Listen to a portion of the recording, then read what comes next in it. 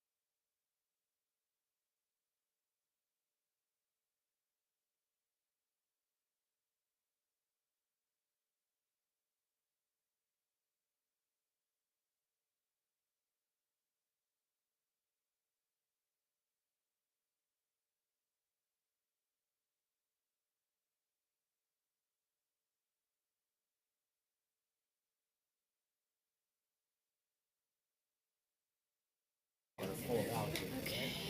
And so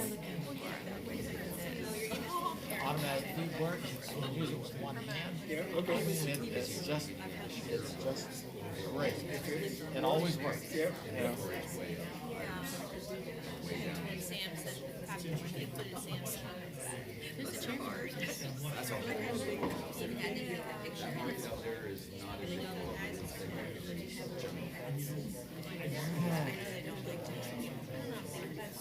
Why do I have little signs that say my work account needs attention? My friend of mine, and they were about to print, and what I found is that there was there was areas that were like, you could tell it was like common area, but they had their space. But not in my space. Yeah. Two of my friends. People just buy into that community and they buy those, they'll pay $500,000 for a house reselling it for $350,000. Last night, one was sitting on his right side, lays up against it. The other one started. I just looked at it again. I can't say I understood what I was saying. So that's like, and that's I thought we saw this thing around before.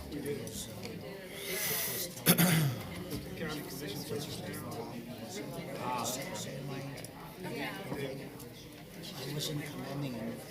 They rejected it. I was commending him on it. I know what you mean. He made I can't now. I just wanted you to understand that. He shouldn't, I mean, it's the appearance. I understand that. I realize that Thank you. Hello, this is the Citrus County Planning and Development Commission public hearing for 7/3/2025. If you would like to join us at this time, I invite you to please stand for the invocation and remain standing for the Pledge of Allegiance. Dear Lord, please give us the grace to be understanding, patient, and tolerant. With these attributes, we can conduct our business, our work in a manner that will be pleasing to Thee, our county, and its residents. In the Lord's name, amen. I pledge allegiance to the flag of the United States of America and to the republic for which it stands, one nation, under God, indivisible, with liberty and justice for all.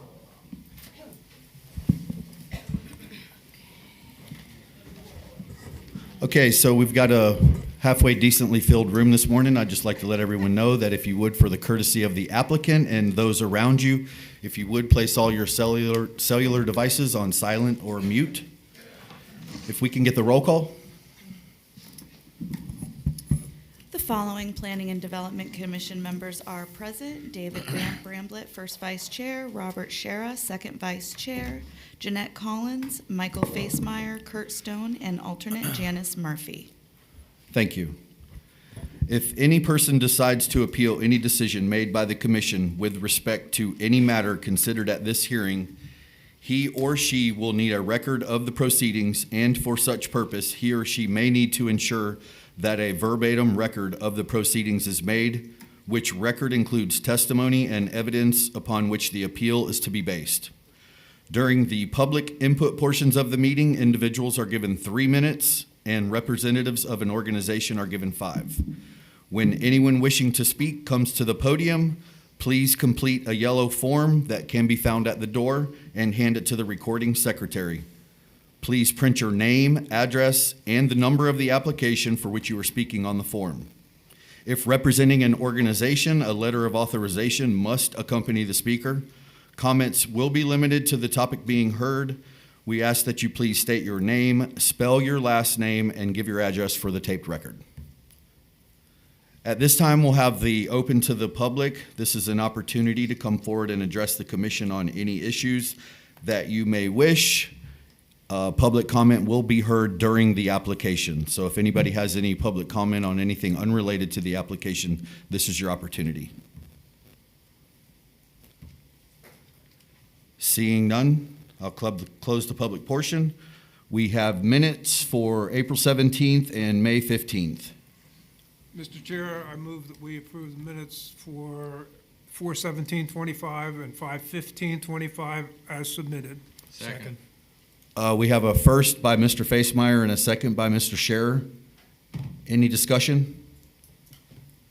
All those in favor? Aye. Aye. Opposed? Motion carries.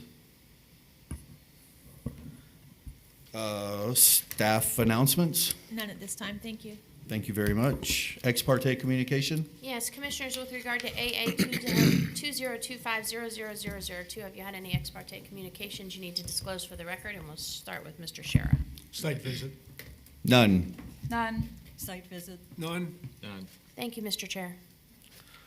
Okay, staff introduction, and I did see the applicant is present. Thank you.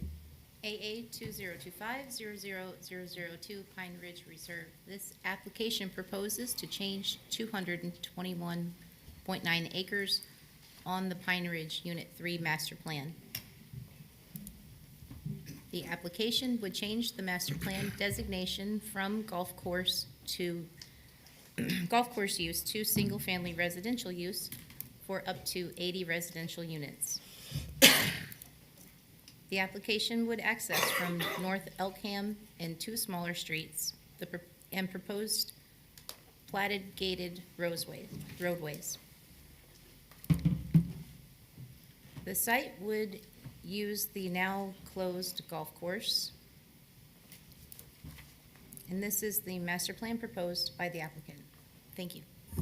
Thank you. If the applicant would please step forward and make the presentation.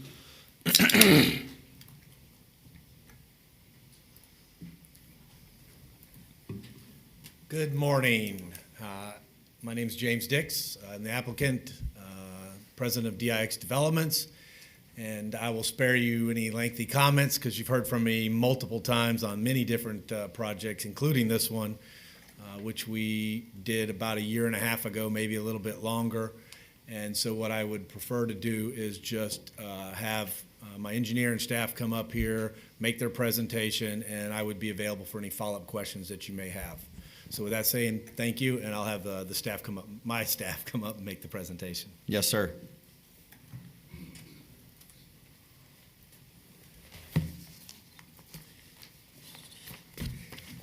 Good morning, Mr. Chairman and members.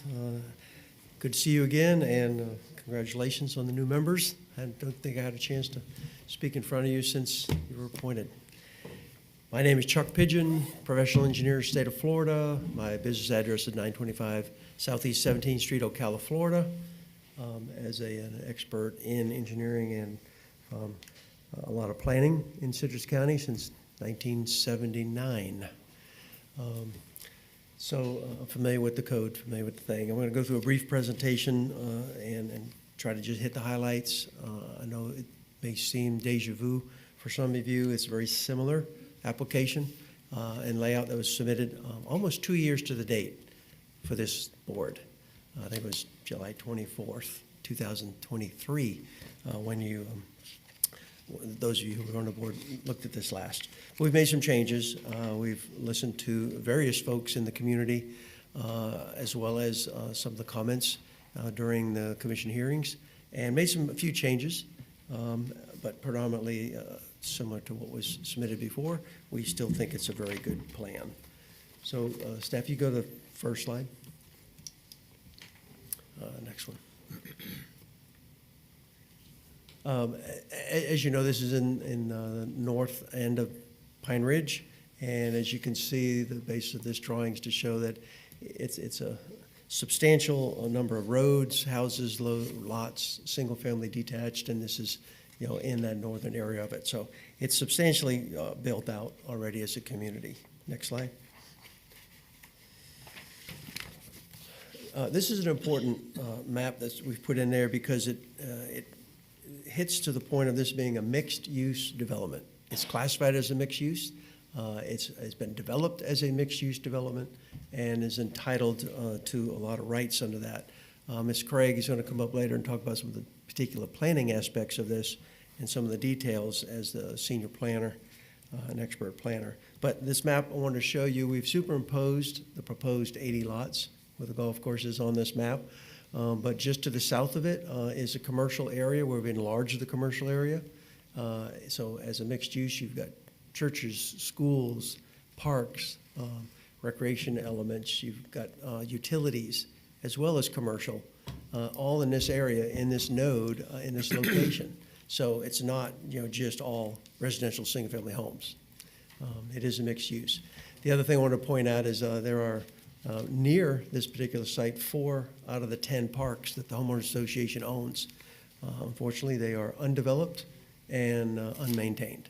So there's still a lot of vacant land at parks in and around this area, even losing some of the golf course open space. Next, please. Avis is going to go into a lot more detail of the land use and zoning and aspects of the state laws.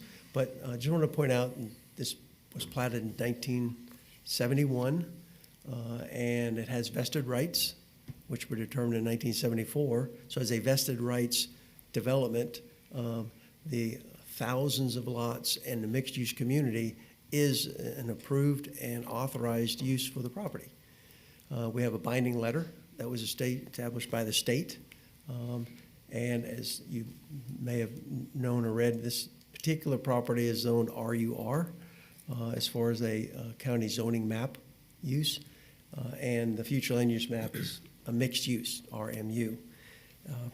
We'll go into the details of what that RUR and why it's an RUR as opposed to a DRI with a different zoning category. Next. As noted, this is our master plan. We have looked at water, sewer, roads, drainage, access, safety, road layouts, making sure that each lot met or exceeded the criteria of Pine Ridge in terms of its current land use development for single-family detached. So there are over 221 acres, as staff had mentioned, 81 acre lots or larger that occupy approximately 102 of the acres. So these would be private roads and private amenities in this particular part of the subdivision, so no burden on the public. We have over 120 acres of open space, which includes retention ponds and the open space, the old golf course property, just land that's going to be undeveloped. And there'll be over 14,500 linear feet of trails that will remain, which makes it sort of a neat little amenity unique to Citrus County, where you have your private trails to enjoy life. Next slide.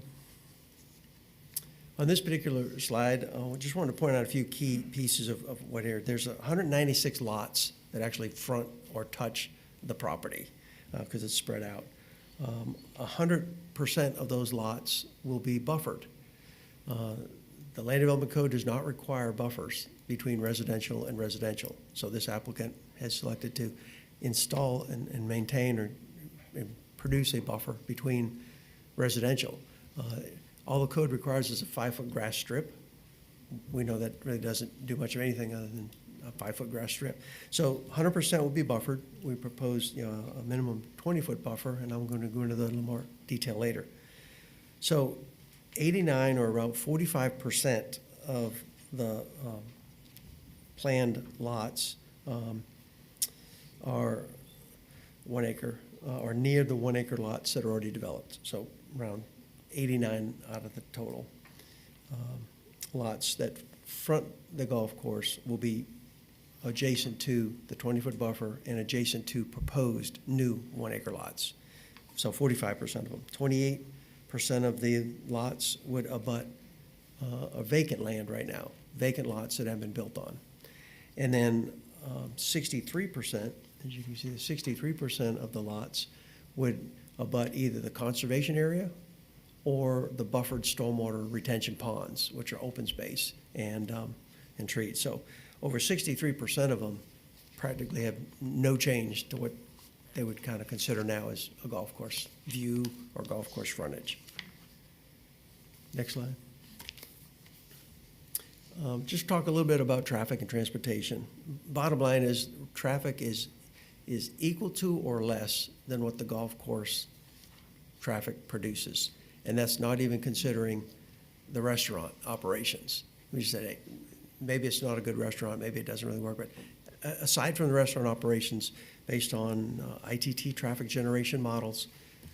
80 lots produces less traffic, both at a PM peak hour as well as daily traffic. So just basically the bottom line on LCAM, for example, there's a reduced number of traffic from peak hour of around 79 to 76. So it's really a status quo when it comes to traffic. It's not adding more traffic to LCAM or to the other streets. Next. Let's talk about some of the community amenities, and there are several of them, and they will be said private and maintained, but they're going to provide, as we mentioned, a landscape entrance access. They want a nice looking entry with landscaping and all. There'll be community facilities, and those facilities kind of match the size of the community with 80 homes, but they will have an event pavilion where you can get together and have a barbecue or gathering or family outing or something there inside the little community, and a place to gather and just have a good time. The restrooms will be there.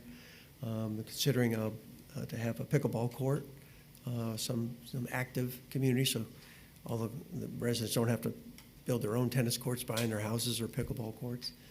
The community will have the trails and paths that we talked about. They will also have sidewalks along all the streets. That's a little bit different and a higher standard than the current Pine Ridge.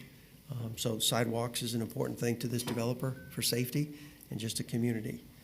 Also with the sidewalks provide pedestrian level lighting as opposed to big street lights. They'll have pedestrian level lighting just so it's safe to be out and walking in the evening.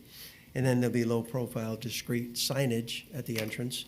I think we got a little example of the sign there, just to let people know that this is Pine Ridge Reserve when they arrive. Next. The community itself will meet or exceed the standards of Pine Ridge, and in that case, this is a deed-restricted community. They'll have the 40-foot setbacks, which match Pine Ridge, 25-foot side and rear yard setbacks, which meet or exceed Pine Ridge. There'll be a minimum of 100-foot width of the lots, and where there's cul-de-sacs, that 100-foot is going to be measured at the 40-foot setback, just because it's kind of a pie shape. So it's just a little bit less on the cul-de-sac, but when you get 40 feet back of the setbacks, they'll be 100-foot wide. A lot of them are wider than 100 feet, but to make it efficient, as you see in the master plan, a few have to be 100-foot wide. There'll be 50% impervious, which matches Pine Ridge. And then 2-story homes, no on-street parking, and then we're looking at earth tone, kind of neutral colors, kind of a architectural standard for homes that will be built in this neighborhood. On the next slide, we'll have Citrus County utilities for water, but because there's no sanitary sewer in Pine Ridge, proposing to have and utilize the advanced septic tank systems, which were allowed by code for any lot that's larger than a half acre. These are 1 acre or larger, so we propose, all of these will be advanced septic tank systems, unless, and of course, the county builds sewer out there, but I think it'd be several years before that would ever happen. Underground power, street level lighting we talked about, and the internet. From a vehicle and pedestrian standpoint, the roadways would be a minimum 20-foot wide pavement and built to county standards. And with regard to the off-site roadways, just want to mention there's LCAM Road. The county goes through and does a standard every year or every few years of the standards of the road. LCAM Road is labeled as a fair condition roadway. It's a 4 to 6 rating out of 1 to 10, so it's kind of like average. There's no proposed improvements for LCAM right now on the county's docket. However, on the side streets, there's a couple of lots. We have 2.5 acre lots and a 5 acre lot on Clifton and Ala Miranda, which are more local streets.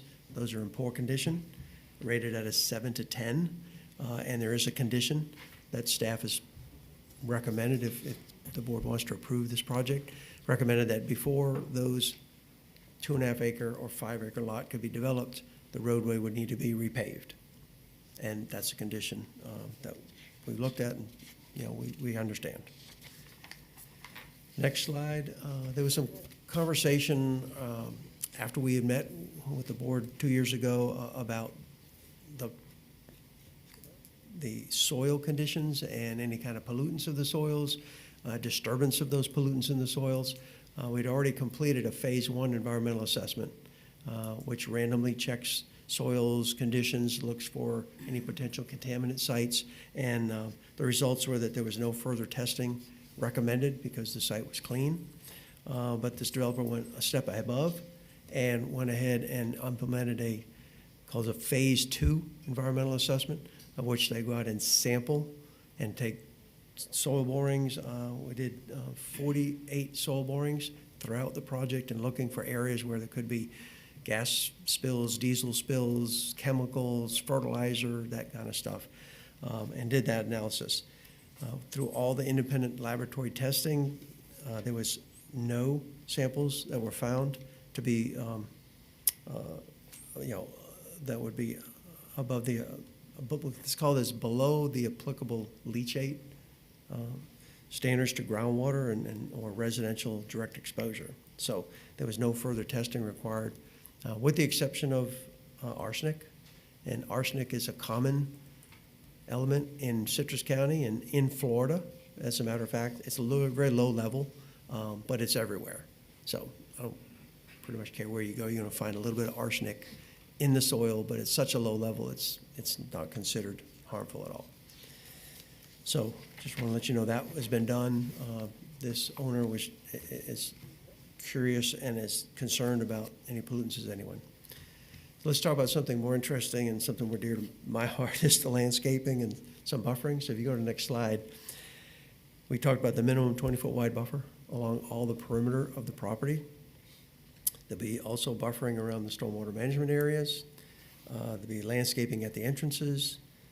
There'll be additional landscaping along Elkham Boulevard because there is frontage along there. And all of this will be Florida-friendly landscaping. Next slide shows sort of an example of the buffer. This, just is a photo from Elkham Boulevard on the north side, and you can see kind of the vegetation that's existing, what would remain, what 20-foot sort of looks like, and what the proposed buffering would look to be remain on site. But if that's not enough with environment and landscaping and our Citrus County culture of environment, the next slide shows that within this property, approximately 85 acres of land would be left and converted to a conservation easement with a recorded conservation deed with the clerk. And that would remain perpetual as conservation. So it would be recorded. It would allow some passive recreation, and we'd have some limited uses in that conservation easement that's recorded. So there'd be access trails, there'd be wayfinding signs. There is some restrooms out there, so we provide and maintain some of those restrooms to keep it clean. Shelters in case it's lightning or something. And the things would also allow for Florida native planting, for additional planting of trees, shrubs, and native friendly plants, just to try to enhance. Some of the residents we've talked to said, hey, there's no trees between me and the golf course. Can you help put up buffer? And the intent was, yes, we would look to try to enhance the buffers where it was open so that there was, so it looked nice and clean. We're just going to end a little bit and let Avis talk about the planning, but I just want to mention that we've read all the county's staff's conditions and their recommendations for conditions should this go forward favorably. We have no objection to the conditions. Some of them we'd like to see not there because they're a little bit onerous, like paving the road before you can build a house on a 5-acre piece of property. But we understand the reasoning behind it because of the level of quality of the condition of the road now. So we'll leave that in. So with that, as far as staff conditions, we understand. And we have asked for 5 years of time frame to design and plat this as opposed to the typical 3 years. And staff has in a condition of 5 years. So with that, I'd like to turn this over for a moment to Ms. Craig and let her tell you a little more about the aspects of the planning and the details of the state law. Thank you.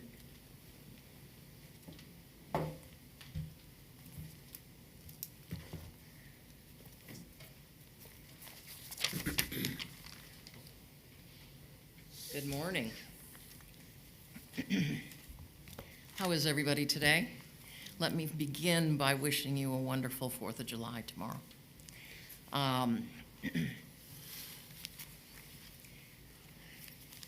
For the record, my name is Avis Marie Craig. Do you really need it spelled? I can do it if you want. Looking at you, Carissa. Oh, no, I got it. Okay. P.O. Box 568, Lecanto, Florida.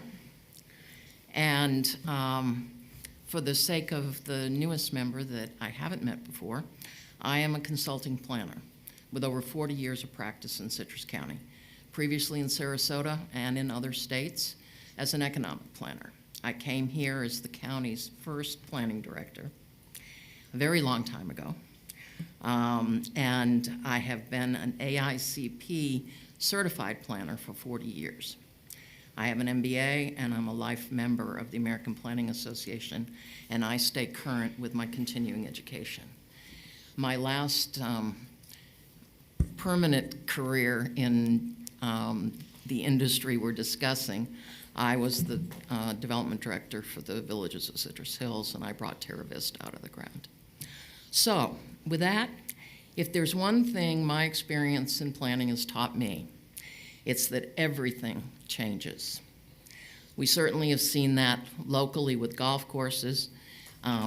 Very recently in the Chronicle, Lakeside was the latest casualty that has sparked some concerns. But that is a function of the economics. And as of May, that particular golf course has been put on the market for redevelopment. Now, I'm here on behalf of the property owner, Southern Oaks Property Group. They've owned the site since June of '22. And I'm going to briefly reference, as the others did, the prior application because I prepared a complete planning analysis dated 12/15/23 that's in the public record, in part because there are some of you not familiar that didn't go through those earlier hearings. A special report conducted by 1,000 Friends of Florida, the leading environmental and planning advocacy organization in Florida, prepared a report entitled Golf Course Redevelopment or Repurposing in Florida, dated August 2021, in which they recognize these changing trends, not just locally, throughout the state, and there's actually studies that look at it even internationally. And so this is not a unique condition, regrettably.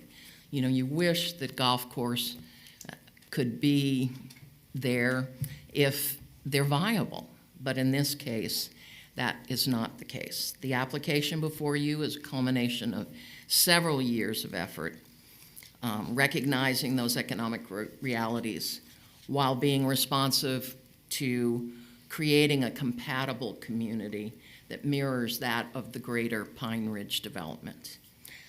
So let's spend a few minutes, and if we can go, and I don't know if you can see the numbers on the slides, but I'd like to go back to slides 3 and 4 of our PowerPoint. These are important slides because they depict, and it's the historical map for Pine Ridge. No problem.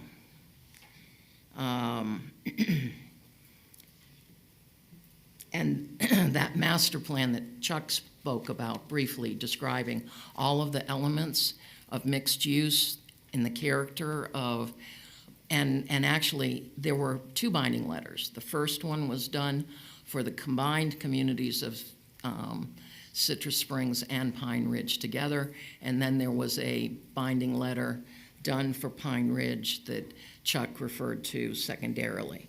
Now, Chuck also mentioned that, remember the timing. This development, both were platted in 1971. That goes back a ways. And at that point, there was no comp plan, no zoning in Citrus County. That may surprise some of you coming from other places. The very first zoning was adopted in '73, And it wasn't until 76 that the first comp plan was adopted, but by no means. And my colleague Jeanette will understand that that plan had no teeth, no authorization to be able to really control development. It was based on an early state planning piece of legislation. In 74 and 75, they received, and let's go to the next slide, because it speaks about these binding letters.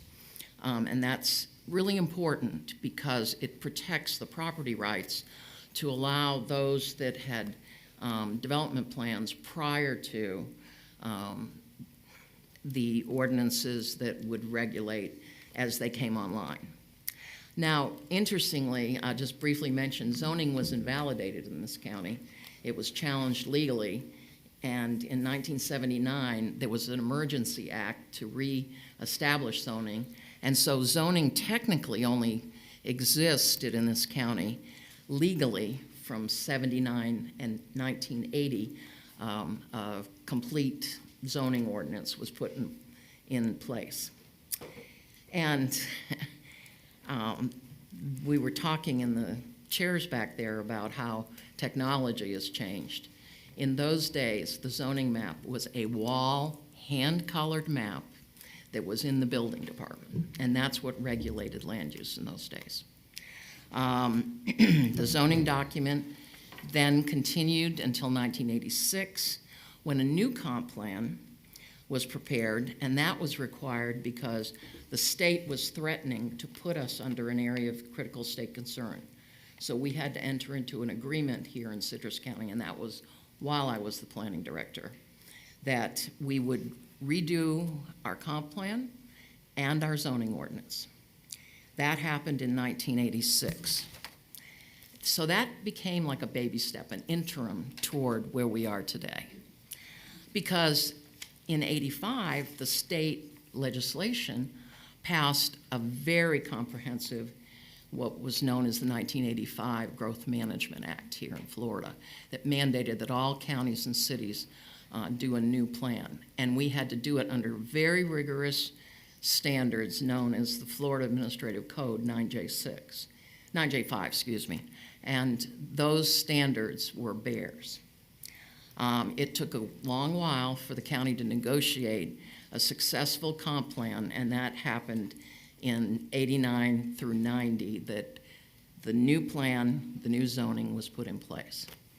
Now that takes us to the stage where Mr. Pigeon was discussing how the zoning is handled, and he was referring to the two maps. As we moved forward in that, the maps called for the comp plan recognizing pre-existing developments under an RMU category, residential mixed use. And that's why that existed, because of all of those negotiations with the state. And because of the vested rights. Even though RUR was applied on the zoning of the Land Development Atlas, it was subject to a PDO to honor and recognize the plan that we showed you for Pine Ridge in its totality as a mixed-use project. So let's fast forward to today. Mr. Pigeon's gone over in some detail the master plan, and I think it's the next, or if you can, yes, if you can hold there for a few minutes. And he talked to you about the infrastructure issues, the traffic conditions, the amenities that are going to serve this project. And so that leads us to the three primary planning considerations when reviewing projects. Comp plan consistency. It's an evaluation of a project against the adopted goals, objectives, and policies of our comprehensive plan. And your staff in their report make reference to three specific policies. I agree with their findings, and I'm going to move on to something that has not been shown, that's at the very end of the slideshow. If you can go all the way to the very last slide, which is like slide 20, but don't worry about the numbers, just if you go to the very end. Because there is a policy, 17.3.21, which addresses what happens with a project and why the RMU was applied to previously approved large-scale developments and DRIs, quote unquote, like Pine Ridge.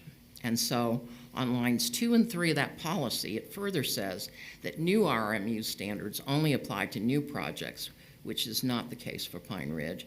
It is vested under 380, and it, as I explained earlier, this is vital to understanding its status. Now, I'm going to, by reference, I'm not going to have you go back, but the plat of record and binding letters dictate the densities, not the RUR, which has been misunderstood by a lot of members of the public, unfortunately. Another element of addressing consistency is found on page 3 of my earlier report. I analyzed changes cumulatively that have been approved in Pine Ridge. And so one of the things you're looking at is there a real increase, a change that's going to adversely affect the community in some fashion? And in fact, there were 8 non-residential tracts which were allowed and were replatted from 8 tracts to 30 single-family lots. So a similar situation to what we're talking about here. It's important to note that these other sites, as Chuck was referring, were done by other private property owners, and it changed designations from community facilities, utilities, church sites, schools, and other purposes, and they were all modified to single-family residential, just as this application is proposing. So interestingly, when you look at and do the math on this, the current project was down 107, even considering those lots that had been converted. And so when you then add in the reserve, as it's now sized at 80 lots, it's still down 27 lots from what Pine Ridge in its totality has for development associated with it.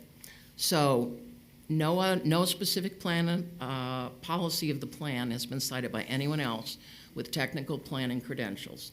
To my knowledge, no other claim has been presented by competent evidence that the proposed project is inconsistent. Therefore, I would make you aware that my professional planning opinion is that the Pine Ridge Reserve is consistent with the Citrus County Comp Plan. Because this project mirrors the Pine Ridge lot sizing and character of high-quality estate single-family housing, it further helps to ensure consistency, but I'm going to step next into compatibility. Mr. Pigeon has described well to you this and showed you slides of what those adjacencies look like. And so it was done with great sensitivity to the community. And that stippled signature that was on that master plan for the conservation easement is a really unique feature. It's almost 85 acres, and it will be a perpetual conservation easement in public records of Citrus County. And so when you're retaining 40% of the original golf course in an expansive permanent open space, this is quite unique and significant. Considering lot sizing, as Chuck described, it conforms precisely to the 1 acre lot character of Pine Ridge. And compatibility is defined in the statutes by the following statement. It means a condition in which land uses and conditions can coexist in relative proximity to each other in a stable fashion over time, that no use or condition is unduly or negatively impacted directly or indirectly by another use or condition. I believe that we have, as a team, made clear to you what the plan is now for this project. And so I believe compatibility is satisfied in my professional opinion.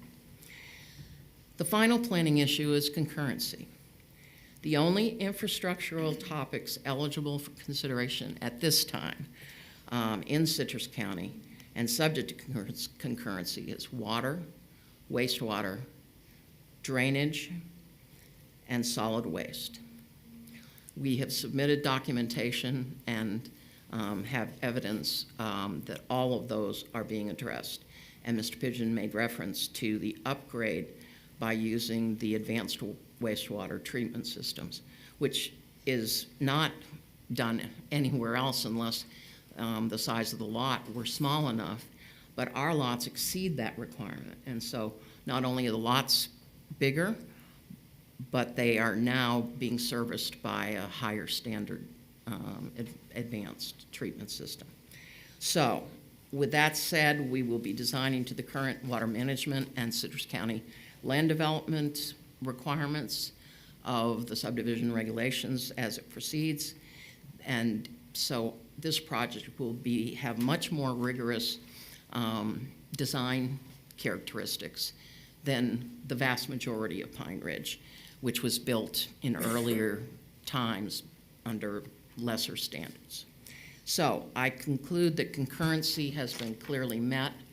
And so as a professional planner, it's my opinion that the critical three planning issues, consistency, compatibility, and concurrency, are satisfied, especially since your staff report is open for approval with 12 proposed conditions, which Mr. Pigeon spoke briefly to.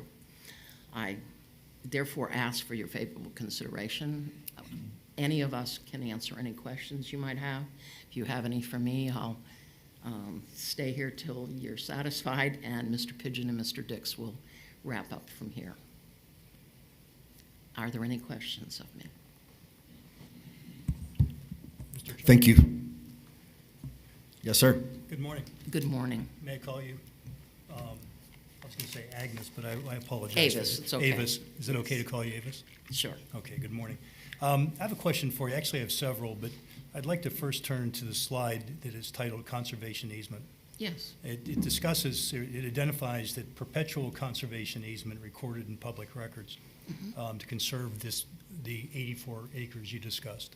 So is perpetual the same as a forever? Forever, that's correct. And what does it take to maintain that and or to change that? Can it be changed by the developer at a later date? I'm not an attorney, and you may want to ask that question of your It's okay, I'm asking staff you. attorney, but I'm telling you that generally the reason that's done, to put it in perpetuity, is so it doesn't change. Now, as far as the maintenance elements, that's going to be an amenity element to the community. And so I don't want to speak for Mr. Dix, but I have great confidence that his intentions are to keep that in a high state of maintenance so that it is truly an amenity. So what is the difference then between a conservation easement versus an open space and green space? Well, you can put something on a plan, and if it doesn't have a corresponding legal document, and it is a legal document, this conservation easement that I speak of. And so it will have a legal description of it, and it would specify who's responsible for maintenance, et cetera. And so the difference is, if it's just on a master plan, that can be changed through the modification process of the Land Development Code, and there are certain restrictions to make it a minor modification. Otherwise, it would go through a full modification if it became a large enough change.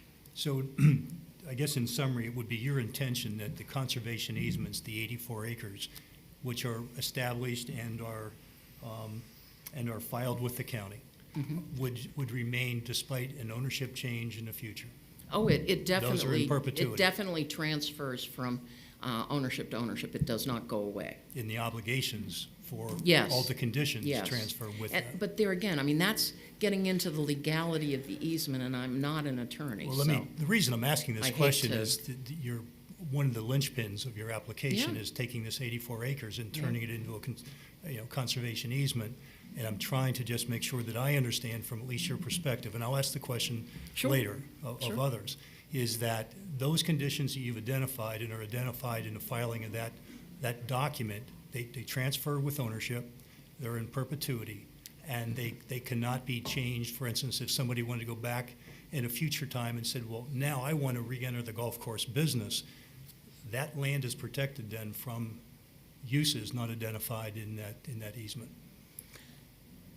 Fair I'm enough. only aware personally of one case of an easement in this county that had further discussion, and I don't honestly know the outcome. Okay, that's fair enough, thank you. But this is a county process, not a state process, correct? That's correct.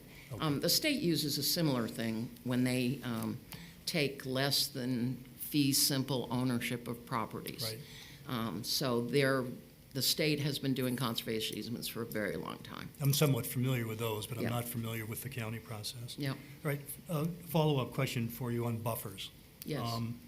You're talking about that you would keep a 20-foot natural perimeter buffer. Mhm. Is that a defined term, or is that a term of art, that you would just leave 20 feet of the existing vegetation between? You saw that they gave you a representative, and I don't know if you can It's a get slide before. to that slide. Keep going, Keep going. keep going. No, Oh, you have to go way up. backward. It's probably about 4 or 5 slides in. Yep, there you go. Whoops, Okay, just the passed it. perimeter, they're Right. discussed on those last two, and it might be helpful, even though that pictorially shows it, to go back to the one before that. Because, see, it's titled Perimeter Landscape. Right there. Yeah, I'm looking for that slide. Give me one quick second. And what Mr. Pigeon described to you is that if there was not, if it was, just totally open, there's opportunity for plantings. And it will be done under the Land Development Code standards, but there really aren't any other than we're willing to step beyond those standards to introduce some additional, but I don't know why you'd want to Well, I'm not obstruct the proposing view to change it. I'm personally. just asking exactly what you mean. Yeah. Is that buffer, that 20-foot buffer, is that part of the common property, or is that part of the individual lot? That would, in my opinion, and Mr. Dix might want to speak to this, or Chuck, I would expect that it would be under Chuck the, Pigeon, it's under the common property. Right. So that The individual HOA. homeowners can't go in and mow Clear. and clean it out. Okay, great, thank you. I had some questions for you on density. Why don't you stay? And Just in ISR, case. and you've somewhat addressed, you have addressed those, so I spent a lot of time researching those, and I was one of those people that didn't totally understand the difference between, the two classifications of RMU and RUR and why. Yeah. But I think I'm there now. Tree preservation, under the LDC 5700. And I went to the area and I drove all the streets. And there are some old trees there. There are some large diameter trees. There's a lot of scrub, that kind of thing. So are you committing to comply fully with 5700, the tree preservation? Well, it is in the Land Development Code, so yes, we have to recognize the tree preservation ordinance. Mhm. Now, we're not gonna be able to save all the trees, because the roads have to go where roads have to go to make it efficient. But there is mitigation allowances in the code. So if a large tree, 24-inch diameter or larger, needs to get taken down, there are mitigations that are either cash paid to the county to Yes. plant trees elsewhere, or we would plant trees on the property, most likely in the buffers along the property boundaries, to make up for the differences. Yeah, there's been some bad examples prior to the tree ordinance in the county becoming more restrictive of clear cutting. And I'm looking specifically that you've got a nature area there that's a beautiful area, and that the tree conservation, that's a commitment of the developer to that as part of the condition of this application. Right, we say the master plan is prepared, we would try to follow that master plan. If there's an opportunity to save oak trees, obviously, we'd look to do that. We can't dictate where people are gonna build their houses on the lot. So, that is something we really no control over. If we're building a street or a road and it impacts that tree, we're gonna have to mitigate for that tree. Great. One last question, I promise, for now.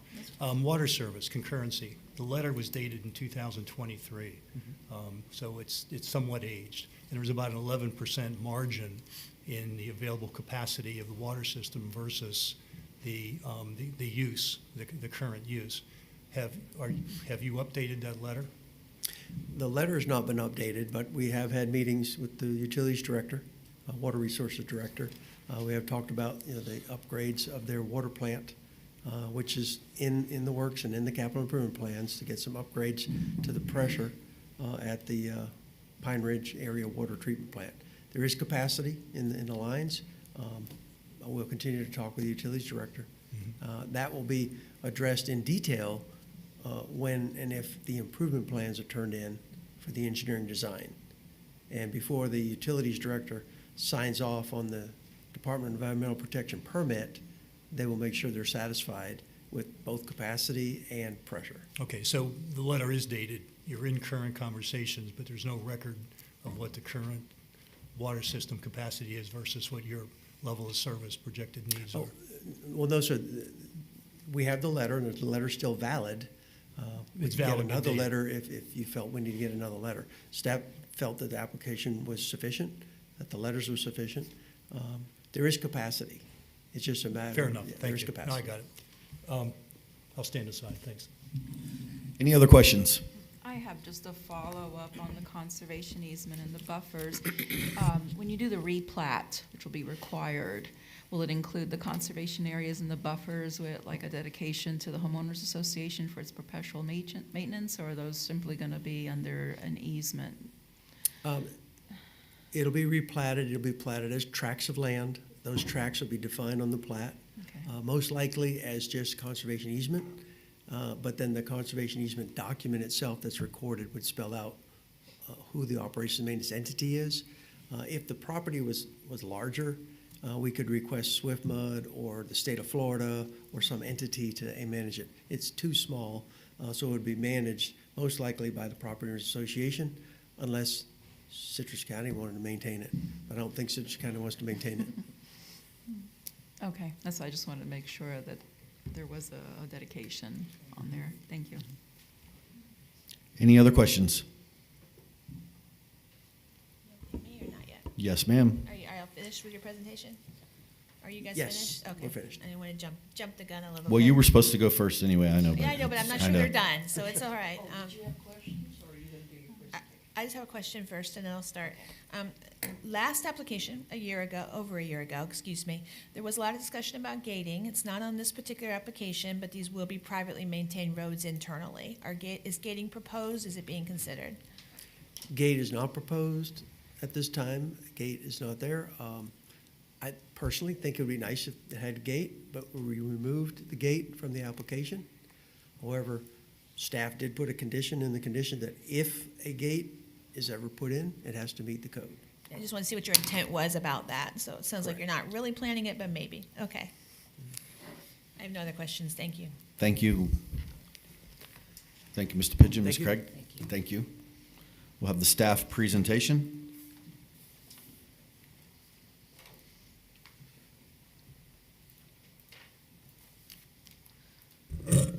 Joanna Coutu, Deputy Director of Growth Management. Starting very quickly, listening to Ms. Craig's testimony. Lakeside Golf Course, we have no applications. If anyone's watching this, do not panic. We do not have any applications. It may be for sale. We had a group of residents come and open to the public to talk to you. We have no applications. I'm not aware of anybody that's talked to them. It may be for sale, but we're not saying there's anything pending. Please, don't panic on that one for Lakeside. All right, so this application may be familiar, obviously, to some of you because you heard this a little over a year ago. They are allowed to come back and ask for the application again. This particular application is slightly different. That one was denied by the Board of County Commissioners ultimately in January of 2024. That proposed 85 residential units. This is proposing 80, and that one had some clear gates. I'm going to talk about some of the things that you said. So this is the area of the property. Clearly, it's golf course surrounded by existing platted lots, as the rest of Pine Ridge. They're not all full. There's some vacant lots, but they are platted for residential. While this is up here, I'm going to point out Alamandra Drive. That was something that was discussed by engineering. It's right here.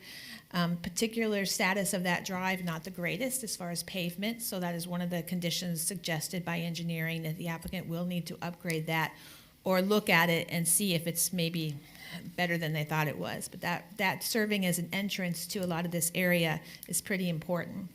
This is a part of the master plan of Pine Ridge. You heard Ms. Craig's testimony about a history.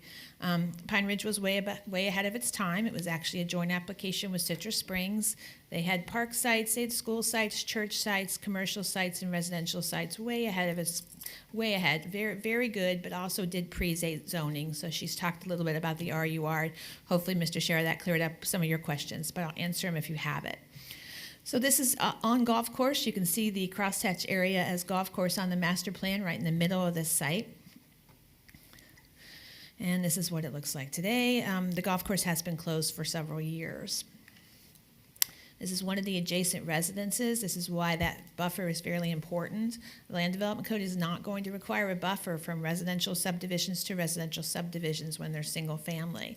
They are proposing something more. And you saw this slide a little prettier than my slide, but the same information as far as they are proposing a 20-foot buffer. Natural vegetation is great when it's there. Maybe a little more commitment with some of the areas that might not have vegetation there, but this is what they're proposing, which is more than the Land Development Code requires. So looking at the master plan, they are proposing 1-acre lots. That is consistent with Pine Ridge. As you heard testimony, yes, conversion of golf courses is happening throughout the state. It's been happening for about 5 to 10 years now. I'm sure this is not the last one we will see, but you will see in the future because they are unfortunately closing down. But it depends on what they're putting in here. And in this case, they're doing 1-acre minimum lots, which is Pine Ridge. They're doing 50% impervious surface, which is Pine Ridge. They're using the existing Pine Ridge setbacks. So they are appearing to try to be compatible with the area around them and the houses that are already there. This is just a zoom in of that particular area. I just wanted to, I took out some of the extra so you can zoom in a little bit. So their master plan, they have 76 1-acre lots, 2 2.5-acre lots, and 2 5-acre lots. So there are a few you can see out in the fringes that are a little bigger. There are some people that want larger lots, and so those are obviously designed for them. They are proposing some amenities as well. They can gate it. If they're privately maintained roads, Citrus County will not accept roadways at this time, so they will be private. They can gate it if they want to. It's not on the plan. Regarding the conservation easement, kudos to Ms. Collins, very smart. If they put it on a plat as a open space not to be disturbed, it's there, period. You can't replat that. So a conservation easement, I'm not a lawyer and I'm not going to pretend to be, but it's a document. You dedicate it to the HOA, I would expect they can change that. A plat, it's on the plat. I think that's a great thing. It's not in the conditions of approval, but I think that's a very good point that we should consider. They are asking for a 5-year expiration. That is put in the conditions. 3-year is the standard. 5-year is not unwarranted here, especially because you look and there are some, it's a very spread out area. This is going to take some work to do. So there are a lot of conditions. You heard the applicant not have any concerns with them other than not wanting to build roads when houses are built. Kind of have to do that. They have demonstrated that there's going to still be plenty of open space in Pine Ridge. So there are a lot of conditions. Any questions? Mr. Chair, Yes, sir. I have a couple questions maybe. Absolutely. Joanna, can you tell me approximately how many parcels are in Pine Ridge, and of those parcels, how many are currently developed? Absolutely. Roughly. Right. I cannot give you that, and I did not actually make that exercise. What I did do, previous application and this one, is look at the numbers overall in Pine Ridge, and they are well within it. We're talking thousands of lots, so no, I did not do that count. I don't have an ability to say how many are improved with my current technology. Who might have that information? Good question. We can ask the GIS to see if they can run it. They'll do their best, but. So you said thousands, so thousands of lots within Pine Ridge and Citrus Springs. They're a combined application, and there are. It's your observation significant amount of those parcels are not developed. Correct. There's still a lot of vacant in Pine Ridge and Citrus Springs, filling out faster than I think most of the county, but yes. Yeah. Second question is it your experience that golf courses, particularly in this area, were built as a way for developers to attract clients? They certainly are an amenity in a subdivision, so why? Golf courses, there's two types of golf courses that people tend to confuse. There's equity golf courses for the people with lots of money that, I don't include myself in that. And then there's everyday golf courses, daily fee golf courses, regardless whether it's a high-end, higher-end golf course like Skyview or, a walk-in, pay-as-you-go, $25 green fee golf course. Two different types. Usually the ones, my experience is, usually the ones around a growing subdivision are usually an amenity offered by a developer to attract new home buyers. Is that your experience? You get into the marketing world, which is not something planners consider. Golf courses in Florida and across the country are closing all the time. They certainly are amenities. That's the problem with this particular application, not a problem, but that's something to consider. Compatibility, these are 1 acre lots next to 1 acre lots. However, people did purchase thinking they had a golf course lot. Generally, those are premium lots, and they might have been the attraction to come there, who knows? But marketing-wise, that's not something in our plan. It's not something we look at as to whether that was the attraction. Tough. It's a tough one here. Planning-wise, 1 acre lots next to 1 acre lots. Thank you. Anyone else? Mr. Chair. Mr. Scherer. Good morning. Good morning. How are you? Good. And I admit I was confused. Understood. By the RUR. It is very confusing. Just a couple follow-up. One comment by Mr. Pigeon, sidewalks on both sides of the streets. I believe I heard that. Right. And I believe that's a condition, correct? Yes. It is required when there's 40 lots that serve a site. Those roads probably aren't meeting that, but that is wonderful because pedestrian amenities, pedestrian connectivity here is very important. That's one of their features they're trying to push is the trails. So you need to get to the amenities and to the trails. Agreed. On traffic on Elkan Road with the terrain that's there, it didn't indicate that there would be a turn lane indicated or required into the community at the main gate. Can you just elaborate? Yeah, so what they're doing is, one of the conditions, it's 6C actually, is provide turn lane warrant analysis for the entrances on North Elkham. That is required in a land development code. They'll have to do an analysis of that and see if a turn lane is warranted. It will be based on the engineer's analysis as to whether these additional homes are pushing them into that requirement. And that is a condition? That's one of It is your a condition, it's 6C, yes. Okay, I got it. Thank And you. then next, if turn lanes are warranted, then here's how to build them, yes. And then on a buffer, you're requiring or one of the conditions is a 15-foot type C buffer between the community, I interpret it as the community buildings and residences. And the LDC says, 15, 20 preferred, 20-foot preferred. Is there a reason not to require a 20-foot type C buffer? Within a community, there's not going to be that kind of buffer requirement with community buildings. It would be something like commercial or something like that. These are community buildings like a community center. But I think that their goal, from what I'm hearing from the applicant, is absolutely to maintain as much open space and green space as we can. So I agree with you on that. That's probably something that a condition can be considered, is an additional 25-foot type C around community buildings. Did I misinterpret what I think I read that said one of your conditions was a 15-foot type C around the community buildings, or am I not reading that correctly? Yeah, I'm looking to see what you're reading here. I don't see that particular. No, I don't see it either. Yeah, that's not Maybe I made that up. usual within a development because usually the amenity buildings are serving the applicants. Unless it's something like a maintenance building, that might be a good idea. I don't have a problem with putting a type 25-foot and requiring it, but the land development code doesn't spell that out because it is part of the subdivision. Well, by the by the proposed plat, it shows the community buildings are adjacent to some of the residences. Right. And so let's ask the question a different way. For those, is there a buffer between those community buildings and those residences? There would not be with the land development code, but no problem with adding a condition that would be. Okay, for further discussion. Thank you. Thanks, Joanna. Any additional questions? Any questions from the applicant of the staff?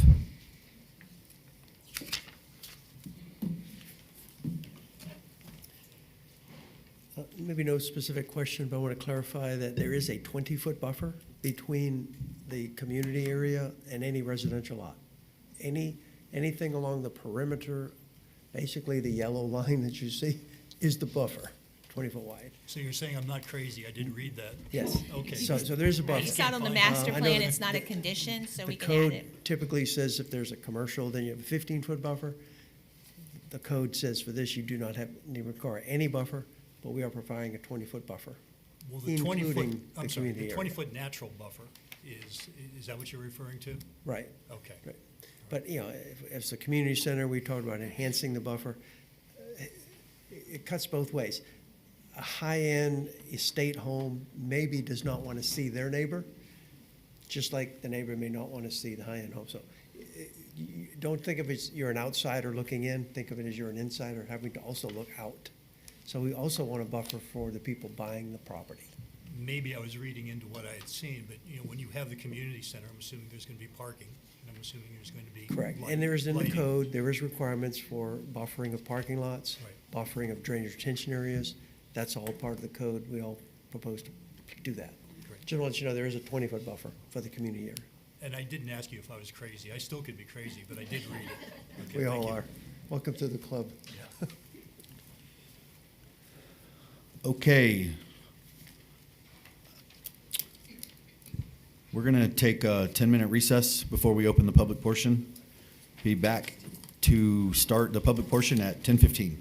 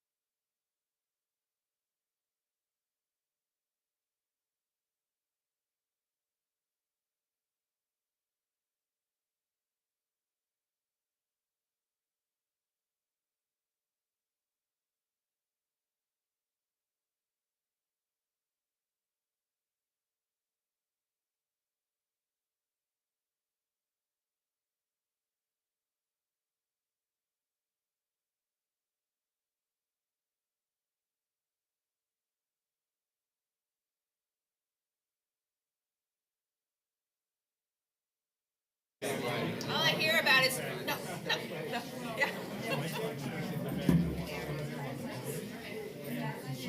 You see the group from football, and it's they're doing what I know, looking and observing, looking for things to put on what we're going to say, which is why I'm not giving my main speech here.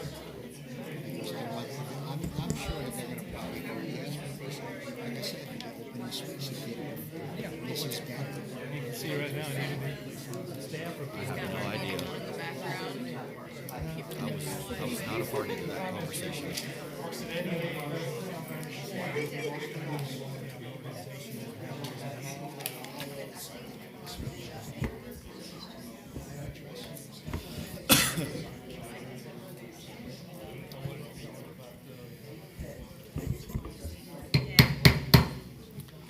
All righty, here we go.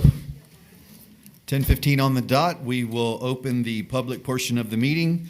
If there is anyone present who would like to speak on this application, please come forward to the podium. As a reminder, individuals have 3 minutes, organizations have 5. When speaking on this application, please address the board.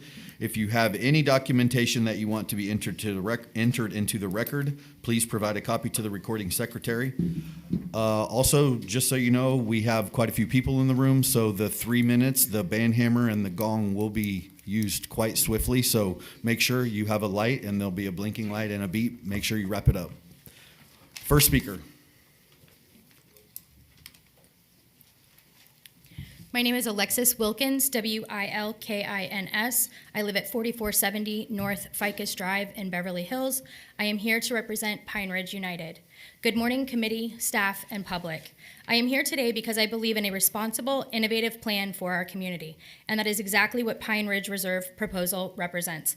Let me be clear. I do not support the Save the Golf Course Committee. I do not want the golf course brought back, and I fully support the Pine Ridge Reserve plan as proposed by Dick's Development. Some residents may still hope to restore the golf course, but that idea no longer fits our reality. It has been closed for years, and it is no longer a viable business or serving any meaningful purpose.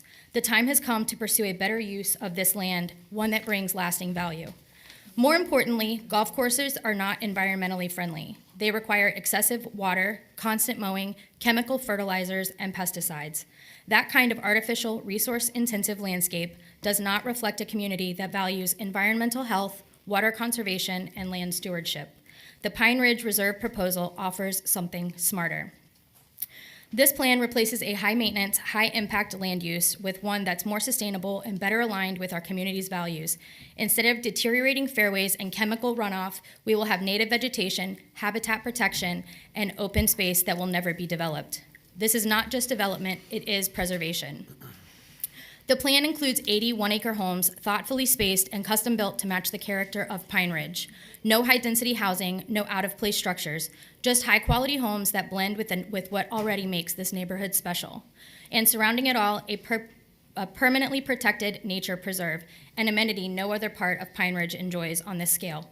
Real open space, peaceful, private, and natural. No chemicals, no tractors, no water waste, just protected land the way it was meant to be. Most importantly, homeowners along the course will gain a nature preserve in perpetuity, not uncertainty and not a failed business model. This is a lasting benefit that enhances property values, privacy, and quality of life. This isn't a rushed or reckless proposal. It is a carefully planned vision that brings long-term value, environmental integrity, and a path forward. There's a growing number of Pine Ridge residents who understand the golf course is gone and it is not coming back. What we want now is a plan that moves us forward, not one that tries to revive a past that no longer works. We are not here in opposition to our neighbors. We are here because we believe in a better future for Pine Ridge, rooted in smart growth, environmental responsibility, and community character. This isn't a compromise, it is a solution, one that protects the land, respects our values, and secures a legacy that we can be proud of. Thank you. Thank you. Next speaker. Hello, my name is Donna Westmoreland, and I live at 4891 North Perry Drive. I didn't spell my name because it's really long. I'm speaking on behalf of Pine Ridge United. Good morning, committee, staff, and public. I stand before you on behalf of Pine Ridge United, a community group that strongly supports the proposed development plan for the vacant golf course property. It is imperative to clarify that our stance reflects the voice of a substantial part of our community that has been misrepresented in earlier BOCC meetings. During the last board election of over 4,800 residents, there were approximately 2,400 ballots cast. 1,100 of those votes approximately were for candidates supporting the Save the Golf Course group, while 1,200 were for the candidates in favor of Mr. Dick's proposal to develop the property. This shows a near even split and highlights the fact that the Save the Golf Course group does not speak for all residents. In fact, it stands for less than 7% of our community. Pine Ridge United, wholeheartedly supports the developer's proposed plan to build 80 homes on the defunct golf course. This plan is an opportunity to revitalize a vacant and underutilized space within our community. The development will not only enhance the aesthetic appeal of the area, but also bring in new residents who will contribute to the vibrancy and prosperity of Pine Ridge. The development of the vacant golf course property is poised to bring significant economic and community benefits. With the approval of the Dick's request, we can put an end to the ongoing legal battle and associated costs, which have already exceeded $200,000. This is a financial burden and is not sustainable for our community, and it is in the best interest of Pine Ridge to resolve this matter promptly. Furthermore, the integration of 80 new homes will seamlessly blend with the existing Pine Ridge communities. In a few years, they will be undistinguishable from the rest of the community, contributing to the overall unity and cohesion of Pine Ridge. We respectfully ask that you approve the Dick's request for the 80 homes on the defunct golf course property. This approval will not only bring an end to the legal disputes, but also foster a sense of progress and unity within our community. It is essential to recognize that Pine Ridge United represents a substantial part of our community, and our support for the developer's plan is rooted in the best interest of all residents. In conclusion, we urge the Planning and Development Committee to consider the voices of Pine Ridge United and approve the proposed development plan. By doing so, we can move forward as a united community, embracing progress and creating a better future for Pine Ridge. Thank you for your time and consideration. Before the next speaker, I would like to just say that this is a room full of adults. I would expect you to handle yourself as such. It's disrespectful and inappropriate to discuss and talk out loud while we have other people speaking. When you're up to the podium, you'll get your time uninterrupted. So please, with that said, the next speaker. My name is Annie San Martin, S-A-N space M-A-R-T-I-N. I live at 2051 West Huntington Drive, Beverly Hills.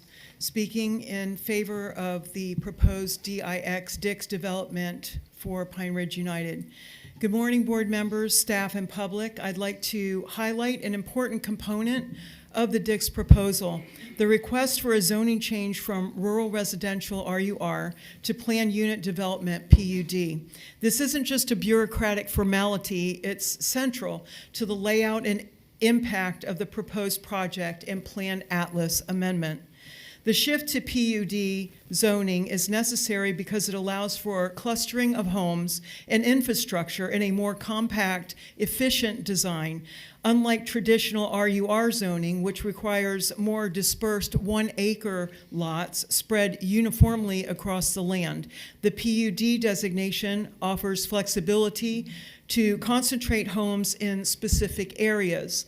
In this case, the majority of the new development would be located on large, previously disturbed open spaces, namely the former clubhouse area, parking lot, and driving range, as well as the comparable cleared section of the opposite side of El Cam Boulevard.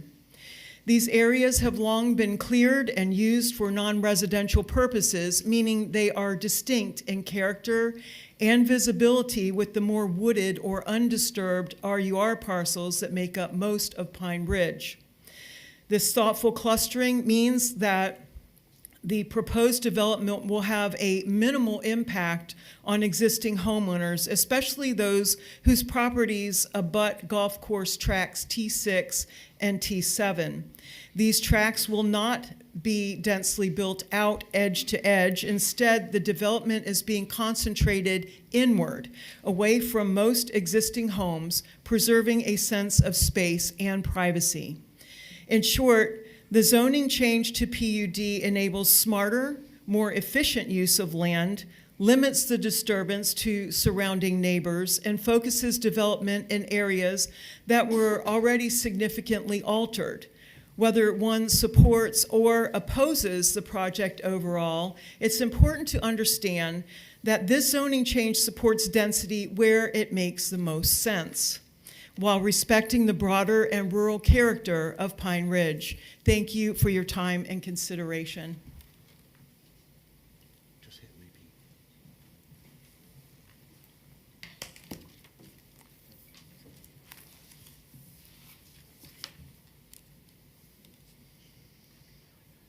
Okay. Good morning. My name is Matthew Grant. I live at 5454 North Alamander Drive in Pine Ridge. I ask you to reject this Mr. Dick's plan. Apparently, we are not all united. This has never been about saving the golf course or buying it. It's about rezoning park and recreational land. This is a master plan community. To do this, to make a commercial development, should never be. Remember how we got here. Mr. Dix upset the bidding process when he went directly to the owner before the auction started. He did his own due diligence. He knew it was zoned for park and recreation. In fact, he wrote a book, Rezoning for Profit. He knew Pine Ridge was a master plan community and zoning strictly enforced. Mr. Dix bought this property for around $3,000 an acre and stands to make a large profit. Remember the last time we went before our commissioners? His plan was turned down 5-0. This time, I believe it's even worse. Yes, he went from 85 homes to 80, two-story homes, but he keeps 5 acres on each side of Alamander. Will he then come back next year to build 10 more houses? I believe there are over 10,000 housing units in the planning stage. Forest Ridge, Rock Crusher Canyon, Terra Vista, Davis Park, Citrus Mall, mobile home parks. We do not need more homes. There are 1,960 homes for sale right now in Citrus County, according to ERA. Dollar value is down 13% from last year. Everywhere I seem to look, there's homes for sale in Pine Ridge. In March 2025, 33% of homes on Realtor.com had their prices cut. Halid Mackenholder, a master in city planning, Massachusetts Institute of Technology, states, golf course property is mandatory for open space requirements in a master plan community. Pine Ridge is a master plan community. City commissioners in Tallahassee rejected proposals to build housing on Killeran Golf Course. They said changing zoning from parks and recreation would set a bad precedent. Also, they rejected a builder's request to build on Thomas Park. They said he knew this was for parks and recreation. Thank you. Next speaker.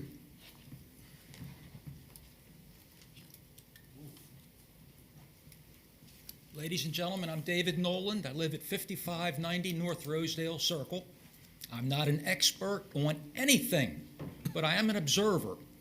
And I'm observing the growth in this part of the county. If you drive on Elkham from Mustang up to the dead end, there are numerous new homes and lots being built on. If you get off the main road of Elkham and go back in the side roads, you'll see the same thing. There are houses popping up everywhere. If you drive to the corner of Pine Ridge and Elkham, most of the day, it's not much traffic. Twice a day during drive time, there's a lot of traffic, and I think the only thing preventing accidents is people that are polite and waving each other through. You add more houses up the road, you add these 80 houses, you have more problems at that intersection. You're going to need a light with arrows. That's going to cost some money too. It just seems like the county is getting out of control on the building. Mr. Dix wants to put some commercial property with his homes. If you go down to the Walmart, that thing just expanded exponentially across the street from the Walmart.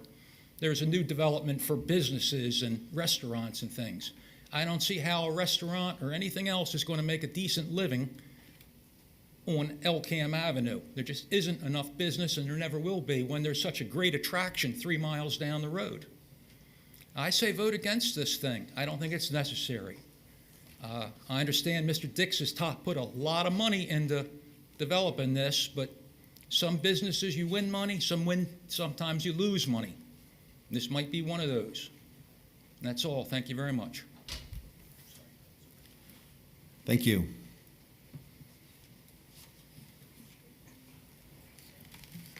Good morning. I'm Vic DiMantova. I live on the golf Excuse me, course at please. Pine Ridge. Please state your name and address. Vic DiMantova, 3642 West Daffodil Drive. Thank you, sir. I'm here to come to you today in my uniform because I want to represent a respectful point of view that spans all civilian points of view, has nothing to do with money. I have a story to tell you of a team of guys, bunch of Green Berets, who lived every day, whether in peace or war, like it was our last. And after every mission, we'd get together, whatever was left of us. We'd light up a cigarette usually back then and a cup of coffee, and we'd toast. We'd say, when all of this is over, I'm going to retire to a golf course in Florida. And I did that. And in the memory of my buddies, the guys that are still here with me and the ones that look down on me every day, I want you to know that when you thank me for my service, remember that respectful promise that was made, as I do every day. When I go outside, I make my cup of coffee, I go out, and I thank my buddies, the guys that are here, and the ones that look down at me and say, hey, guys, I made it to the golf course in Florida. And, I don't know what else to tell you. This is what we lived for you guys, to make it a place to live. And all we said was, just give us this little piece that's left so that you can say to me, thank you for your service and mean it. Well, that's all I got to say, except for this. There's a lot of places out here that can give people beautiful homes, a lot of land all over Citrus County and Pine Ridge. But there's only one place that I can call a golf course my home. Thanks for listening to me. Thank you, sir. Next speaker. My name is Lenny Sparks. I live at 3642 West Daffodil Drive. Like my husband, I am also a retired veteran. And when we met, that's all I've ever heard about was moving to a golf course in Florida. But all I hear is money, money, money, money, money. Who cares? Has anybody thought about the life? How about the wildlife that's in the golf course? Do you know how, we have in my yard, I have at least 3 different kinds of woodpeckers. I have the big one with the black wings on it. You can't get that if you cut down the trees and you put in houses. You don't need a golf course. All you need to do is let it become the wilderness. We have bears. We have bobcats. We have coyotes. We have several kinds of squirrels. We have all kinds of small animals. And we are a bird sanctuary. What happens when you build all these houses in there? Where are the birds going to go? Where are the bears going to go? The bears are going to go into the yards, and then you're going to kill them. Please right? address the board. I'm sorry, but that's what's going to happen. It's going to become a danger because right now, because we live on the golf course, we have the bears out there. They just tore apart the sprinkler system to get water. So what? We put it back together and let them go on living. We throw the food out there and let them eat so they don't come into the yard. We feed the birds. There is wildlife. This is the important thing here, not just housing and money. There is life to consider out there. And this needs to be considered more important than this money we hear about, because as you all know, there is a lot of empty houses and a lot of empty room in Pine Ridge. We don't need another 80 acres or 80 whatever of empty housing, or housing that's one over there and one over there, and now there's no animals, no place for them to go. And don't forget the protected turtles. What are you going to do with their environment? You're going to move them? Some of them been there 100 years. Please protect the wildlife also, and stop thinking about money. Don't overdevelop anymore. Look at all the development in the county, please. The wildlife, the trees, it's a beautiful thing. Just protect them. Thank you.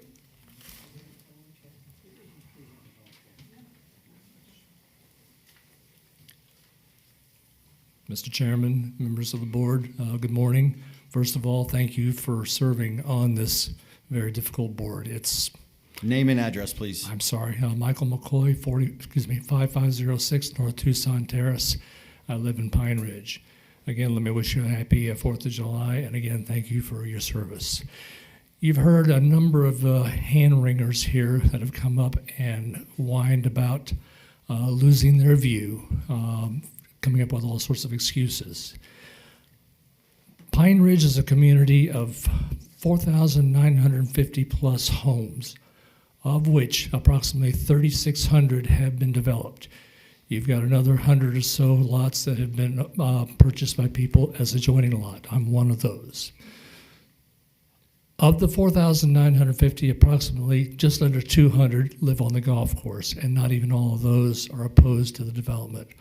What you have here from Mr. Dix is an opportunity to build a very unique community.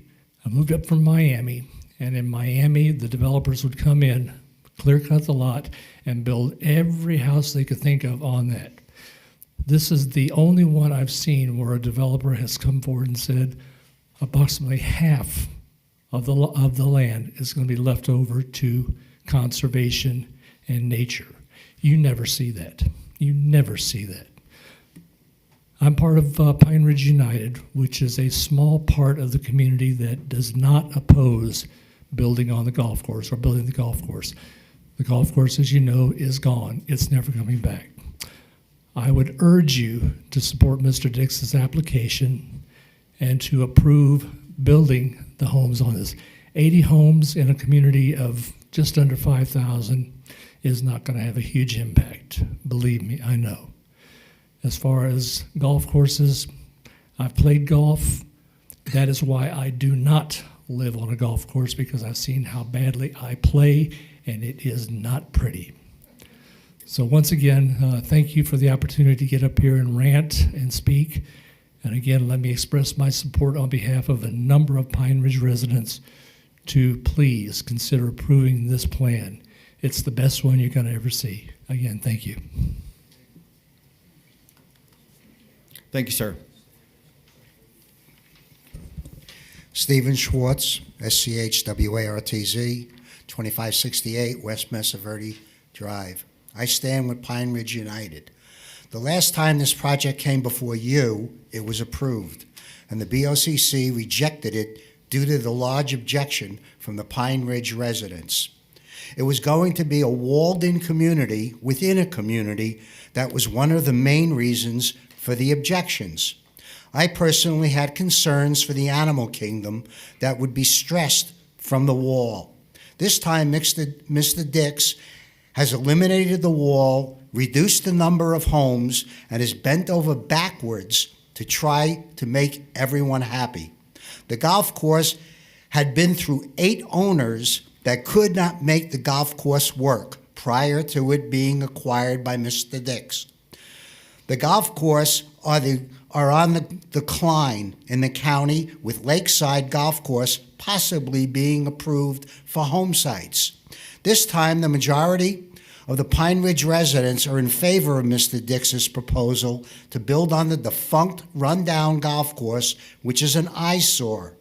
I am in favor of this project, and I am only requesting that there be no overhead lighting, which will disrupt the nocturnal animals, the butterflies, the fireflies, and bees, which Mr. Dix is looking into. This would keep it like and similar with homes having security lights on their houses. If you approve this proposal, it will enhance the community and the county. Mr. Face Mayor, if I pronounced it correctly, asked the question about the golf course. Deltona had 10 communities. Every Deltona community had a golf course, and in the case of Pine Ridge, the main course, according to the public offering back in 1972, was Citrus Springs.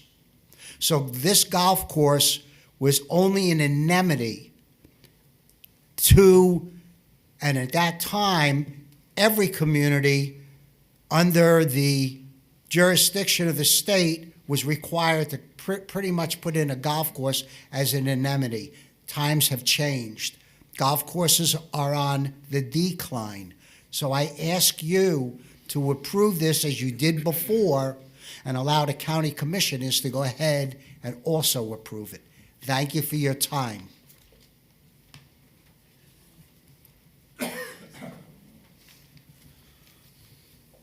John Hyde, 4991 North Mulberry Loop, Pine Ridge. I'm also the vice president of the Property Owners Association. And I'm here to tell you the official position of the Property Owners Association is to oppose the rezoning of the golf course. Now, last time we brought a cadre in here of several hundred people and kept up a lot of time doing comments, but we learned our lesson because this is not the time or the place for that. So, but I did want to let you know that we're there and we still oppose this rezoning. To answer a couple of questions, Michael, I'm going to use your first name instead of trying to pronounce your last one. Right now, there's 4,925 lots that are in the Property Owner Association. There's probably another 10 to 15 lots that are outside of the association that will be joined to the association when they're built on. We're building at a rate in there of just under 100 homes a year for the last 10 years.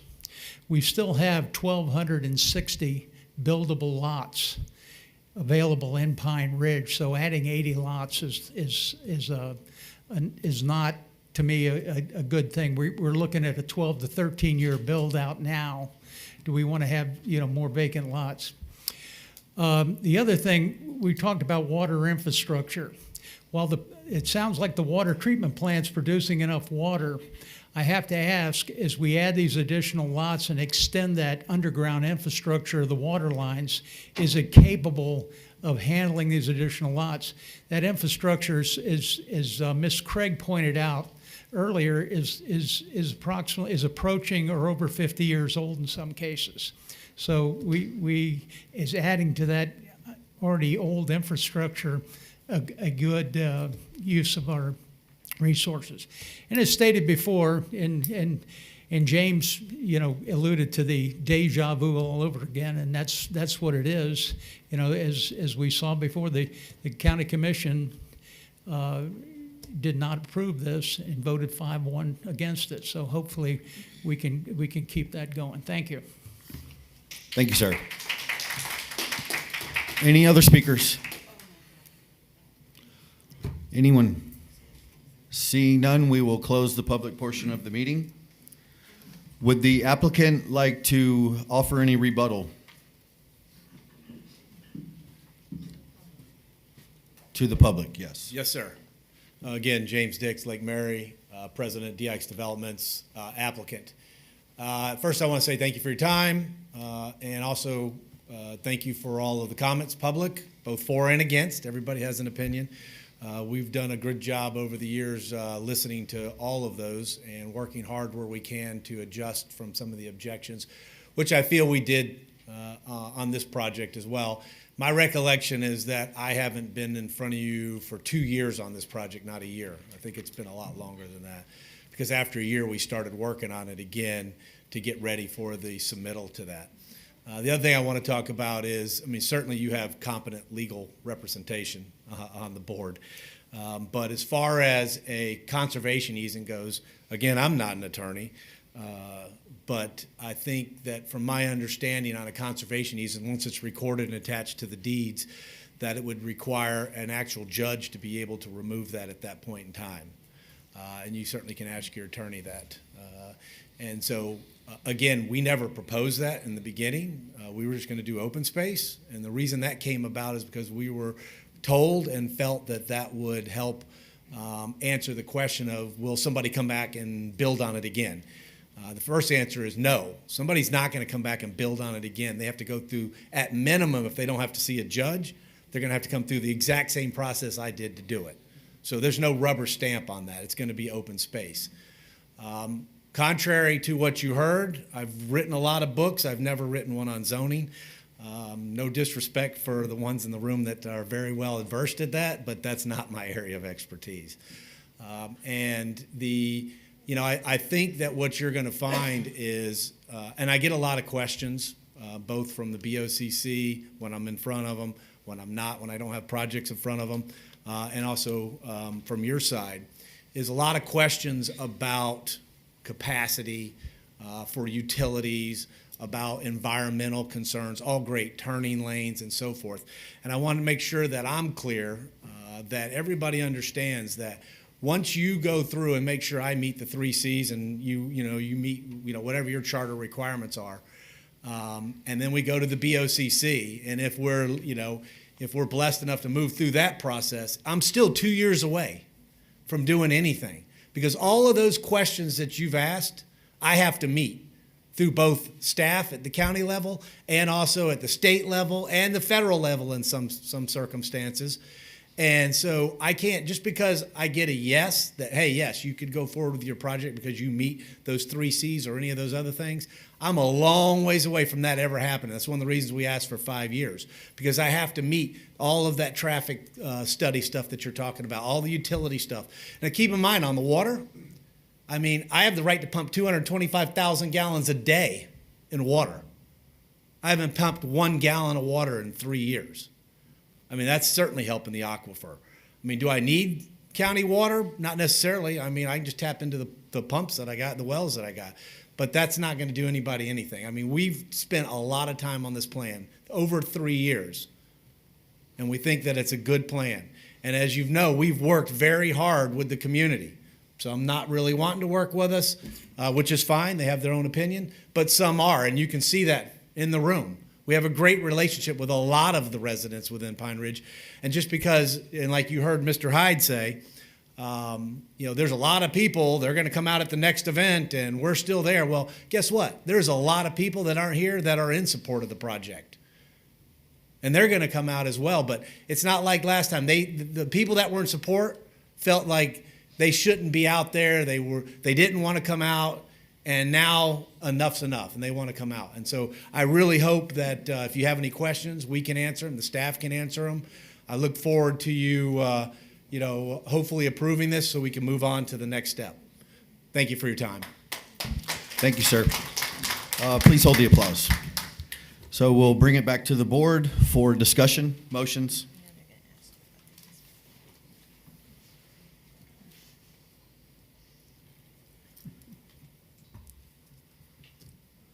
Anyone? Okay, I'll start. So I supported the application last time. I'll support the application this time. I think it's a better plan. I do have some questions, not really of the developer. I sort of understand everything that he's got going on there. I like the way Ms. Collins made mention about adding the additional condition regarding the conservation easement, making it in perpetuity. I feel like that is probably a good direction to follow. I just want to put it on record that I understand the county's position and what's happening with the roads, but adding two lots on 2 5-acre lots on Alamandra and requiring the developer to upgrade that road, in my opinion, is a little egregious. This is not a major access. That major access to all those homes is already there. He's just adding 2 lots, so I just want to go on record and saying I think that the county's overreaching, in my opinion, on that. Hey, that's just my opinion. Doesn't mean much. It means about as much of what I'm getting paid to be here. So with that, I'll just wrap up and say I am in favor. Mr. Chair, Mr. Scherer. in the last 18 months or so that I've been sitting on this board, we've looked at a number of different applications, and we can't relate those to this specific application, but you look at the underlying, what I do is when we look at these things is look at the underlying presentation, the merits of the application, the impact on the community, the compatibility, the issues that have been discussed by both the applicant as well, and in fact, some of the folks opposing. I'm going to support this application. I believe it, having gone to this area, spent some time driving it and walking it where I could, the 80 homes on 220 acres with the open space in a conservation easement, 84 acres, plus the open and green space is a significant difference than we see in a lot of applications. And I think it's a move in the right direction, so I will support this. Mr. Chair. Ms. Collins. So I did look at the testimony and of course took into consideration what was stated here today. As a Planning and Development Review Board, we have to look at the intent of the law. And as a professional planner, I also looked through the 3 Cs. So it does meet the test of compatibility for the residential mixed-use district. It is concurrent. The infrastructure is there to support it. And the compatibility has been met. It's now consistent with the surrounding lots. The additional buffer adds an additional level of security between the adjacent property owners. It's about 50% of it is going to be left really in a type of a open green space, passive recreational component. So, you know, when looking at reasonable use of the property, it is private property. I mean, we'd all love to see the golf course stay forever, but it's a private property, and I think that this plan is well designed and allows for the reasonable use of the property and still serves to address some of the needs of the community. It's consistent with the master plan for Pine Ridge, and so with that, I will support it. Mr. Chair? Yes, ma'am. I also am in support of the plan. I think it's very well thought out, and I think it will enhance wildlife habitat with the 20-foot buffer between the homes. You're going to have more vegetation for wildlife, and with the conservation, I think it's a brilliant plan, and I support it. Mr. Facemeyer. Thank you, Mr. Chair. I too will be supporting this application. I think with the approximately 5,000 parcels in Pine Ridge, some significant number of undeveloped lots, 80 additional lots in a well-planned portion of Pine Ridge, I think is consistent with the LDC and the comprehensive plan. As to the golf course viability aspect of this application, I have worked in the golf industry part-time over the years, and I have come to believe that, as I mentioned earlier, public golf courses, particularly around subdivisions, are offered as an amenity to entice people to build homes in that community. Golf has declined in recent years. That has exacerbated the challenges of public golf courses. So I recognize that. Would I like to see that continue to stay a golf course? Absolutely. But it's just the dynamic of these days, and it's unfortunate that it's come to that in public golf courses. Private golf courses, the people who have a lot of money and can afford to manage their own golf course, that's a different story. That's not this case, though. I think the 80 parcel subdivision offered is consistent with the Pine Ridge Master Plan, and I will be supporting this. Mr. Chair, Mr. Chair, for purpose of a motion, the Planning and Development Commission finds application number AA-2025-00002 Pine Ridge Reserve consistent with the Citrus County Comprehensive Plan and Citrus County Land Development Code. And this board recommends approval with conditions, including the condition that was discussed this morning related to adding the conservation easement requirement to the plat, with the specific language to be defined. And this board recommends the application to the Board of County Commissioners based upon the evidence and testimony presented and the staff report and conclusions regarding this petition. we have a first. Do we have a second? Second.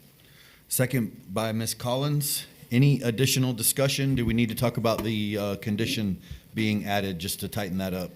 All right, so proposed conditions, and I'm sure the attorney will correct me if I'm sounding funny, but the conservation easement as outlined on the master plan shall be placed on the face of the plat and maintained in perpetuity in the public records.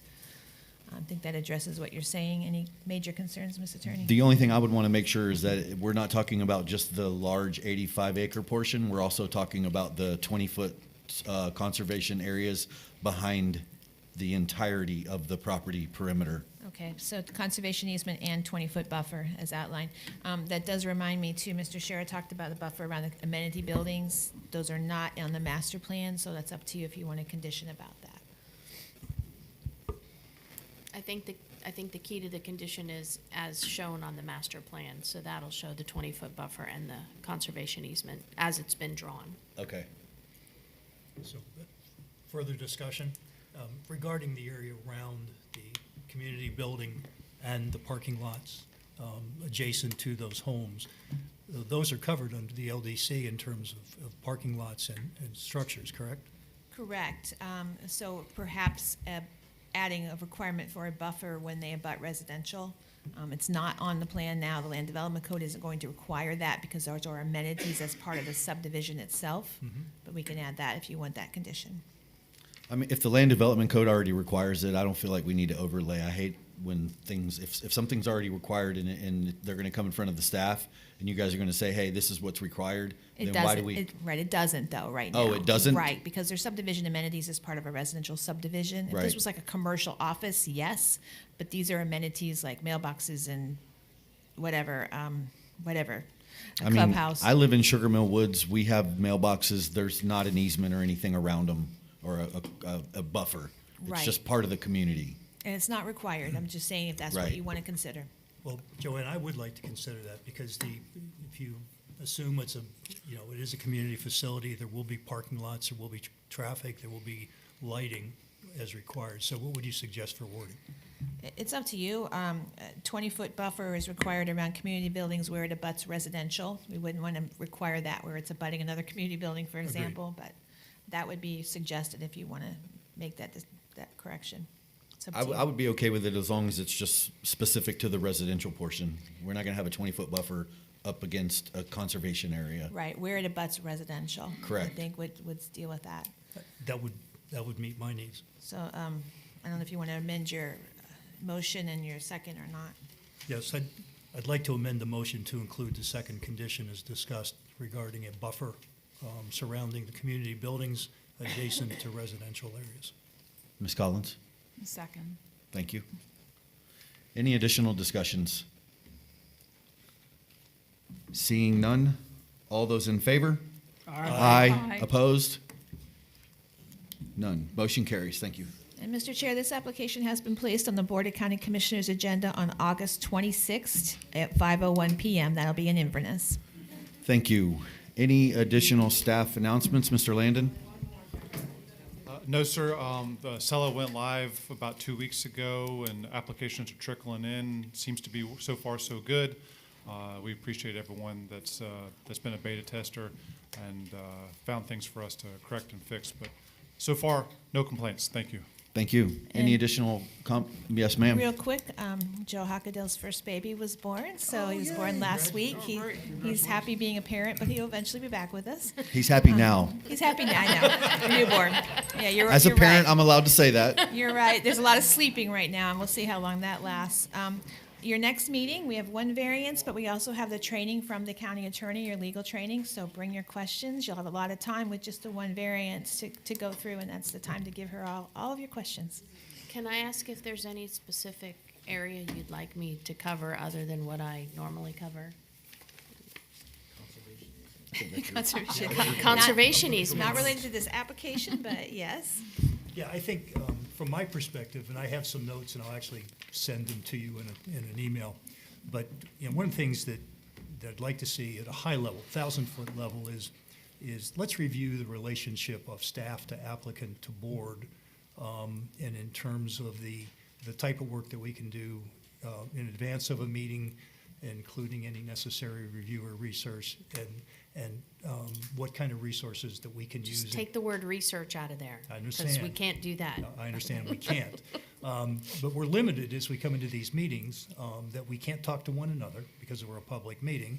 We can't talk to staff because they in fact are a party to the discussion with the applicant. And as you know, because I've questioned you a number of times, the comprehensive plan and the LDC are voluminous. And there's a lot of aspects of this, that raise questions. And I've spent hours of my life I won't get back finding research something that didn't apply. Today was a great example. So I would like to cover that. So what limits and latitude do we have in terms of preparing for these meetings? You get to talk to me. Well, that's a good day some of the time. That's it. She just I covered know. it. That's pretty much it. That's a good day some of the And- time, but and not you all get the to time. look at your backup material. She is your- But I will cover that in more detail, but I mean, that's the basics. You get your backup material or me. And Thank then you, your- Ms. Lynn. Your I August think meetings. that's plenty. Sorry, your August meetings, three applications on each one. September and October are loading up, so we still need you. Thank you. Thank you. Thank you. Any other comments from the board? Meeting adjourned.